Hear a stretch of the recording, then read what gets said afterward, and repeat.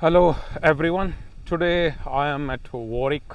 Today it's 23rd of January, Friday, and I am just monitoring this trial.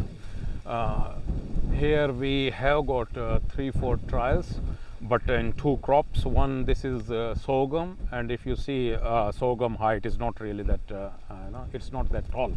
So this is a herbicide resistant sorghum, and it's resistant to group 2, and trade name of that herbicide is Intervix.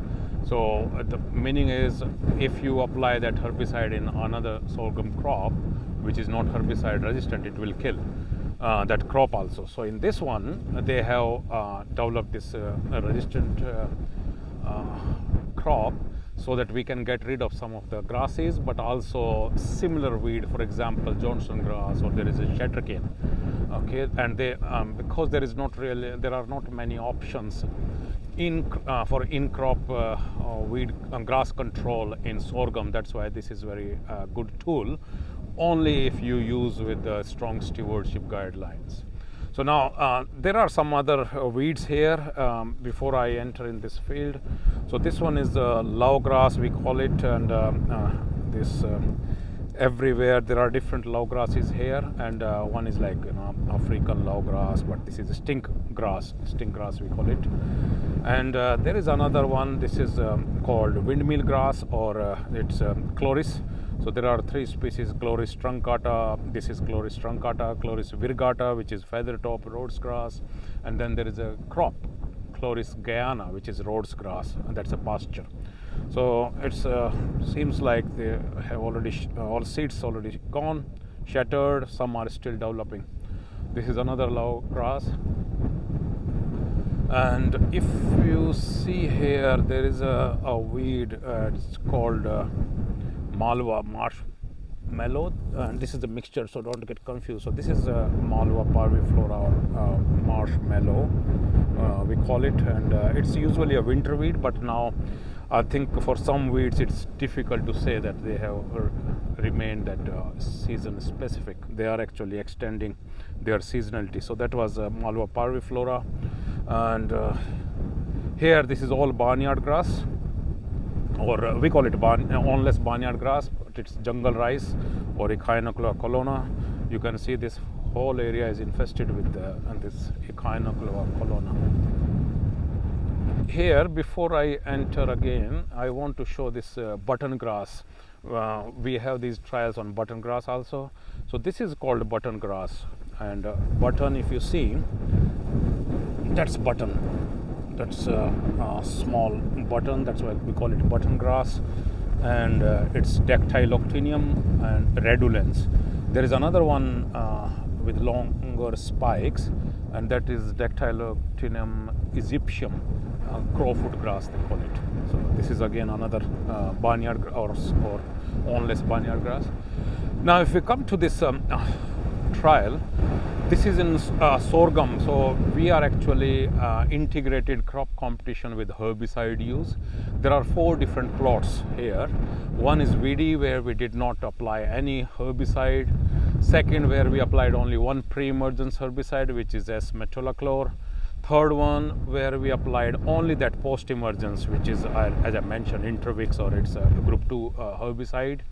And the third one, where we have pre-emergence followed by post-emergence. Now the idea is, because it's herbicide resistant sorghum, first we do not want to just depend on that particular product. Otherwise weeds will evolve resistance very quickly.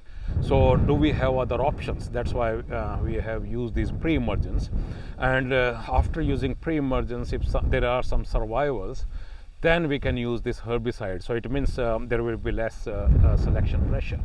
If you see, these all 3 herbicides provided, 3 herbicide treatments provided very good clean paddock.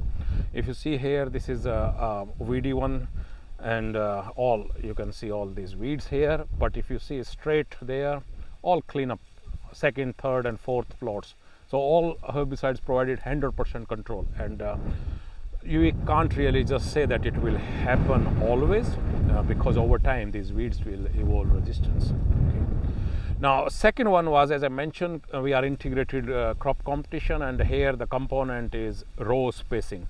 Our growers sometimes they use a 1 meter or even 2 meter rows. 2 meter they call it skip row planting, but this one we have done like 90 centimeter apart. These rows, if you see, this is 90 centimeter apart, and you can easily see they are not going to close their canopy, this crop.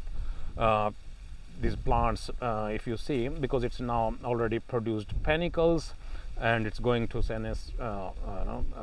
drop leaves very quickly, so it's not really going to develop further. Second one, if you see the same planting density, which is about 7 plants per square meter, here it's we narrowed this row, and it is around 45 centimeter, and if you see, it's already closed its canopy. And what does that mean? Weeds emerging under that canopy will not really grow or produce that number of seeds. So that's why this is very important component. This another weed I'm just talking about. This is again Tribulus terris, or it's what do you call that in another words? But it has got those fruits with spines. You know, and sometimes you get under your foot, and it's not really that competitive, but it remains on the ground, remains green when you harvest your crop, and may hinder or may actually deteriorate quality of your grains.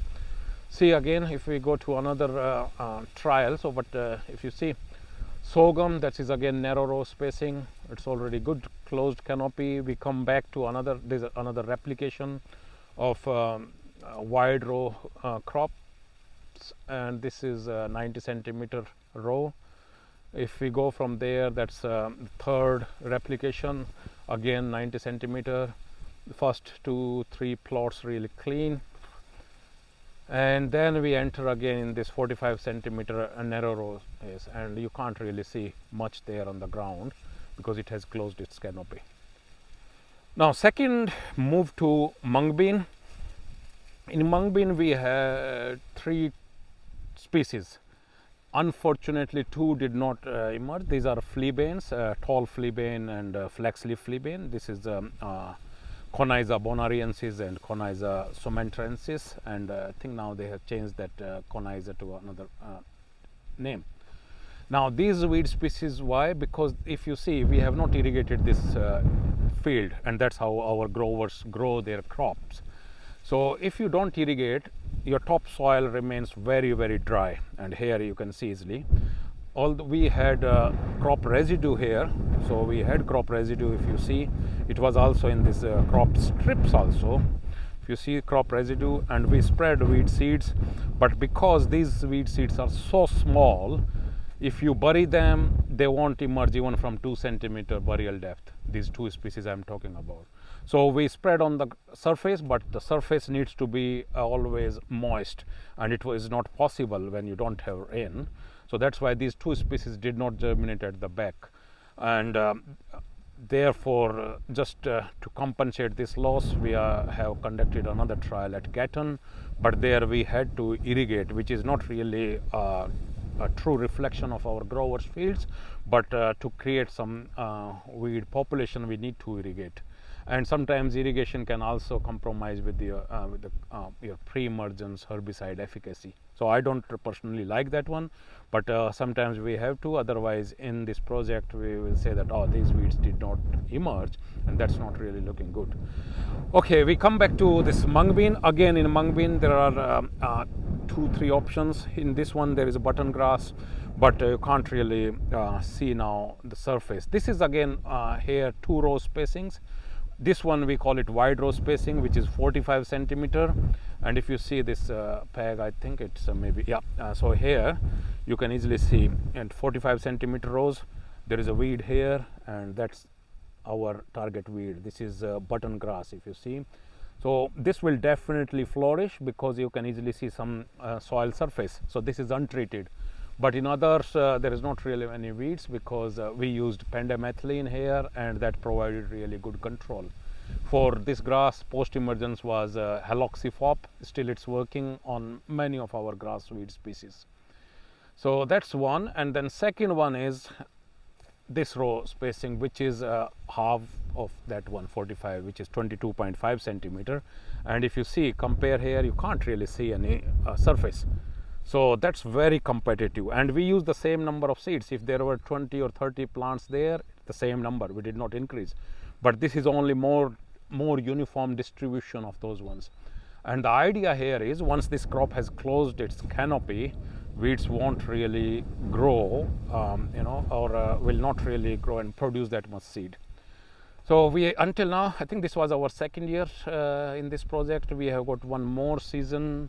Same thing we need to repeat, and these same trials are done by my collaborator from DPI, but their trials are in Toowoomba.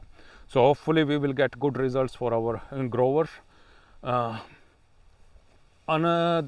Before I finish this one, this last weed I have mentioned, I think in my previous videos also, this is bladder cadmia, and again this weed can last in the soil for more than 10 years, 10, 12 years, because it's a hard seeded one, a cotton weed. Yeah, so I think I'll keep you in the loop regarding this trial. Looks like maybe in a few weeks time we need to desiccate these both crops. So here we desiccate our mungbean also. What's that mean? So that you don't have different pickings. So we will desiccate, so they will lose their green parts, and then we will come back and harvest this crop. See, some of these pods are really some of them, they are turning this color.